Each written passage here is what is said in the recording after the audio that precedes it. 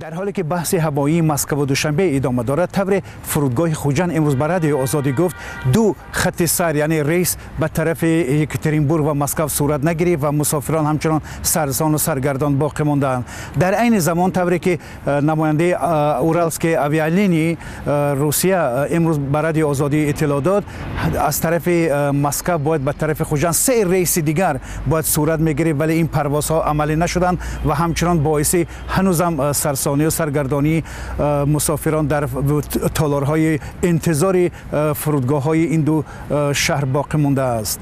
طور ذکر کردیم این بحث که همچنان ادامه دارد و هنوز نتیجه نهایی مثبتی آن به دست نیامده است. شرکت هوایی روسیه اورالسکی آویالینی در یک اظهارات خودش در میانه‌های ماه مارت ذکر نمود که جانب تاجیکستان 50% پروازهای آن را به تاجیکستان کاهش داده است. اما جانب تاجیکستان نیز در صحبت با رادیو آزادی ذکر نمود که جانب روسیه شرایط پروازهای دو جانب را در سطح موازنه یا پریتت رعایت نمی کند. از این رو جانب تاجیکستان مجبور شد تا به انجام این مسئله آنها از پروازهای روسیه خصوصا شرکت اورالسکی آویالینی که فعال است خودداری کنند. بار اول نیست که میان شرکت های هوایی تاجیکستان و روسیه چنین بحثا برمیخیزد. در سال گذشته نیز عیناً با همین سبب و با همین دلیل ها همین گونه بحث های سر زدند و تا هنوز با همون نقض و با همون سبب ها تا ادامه دارد و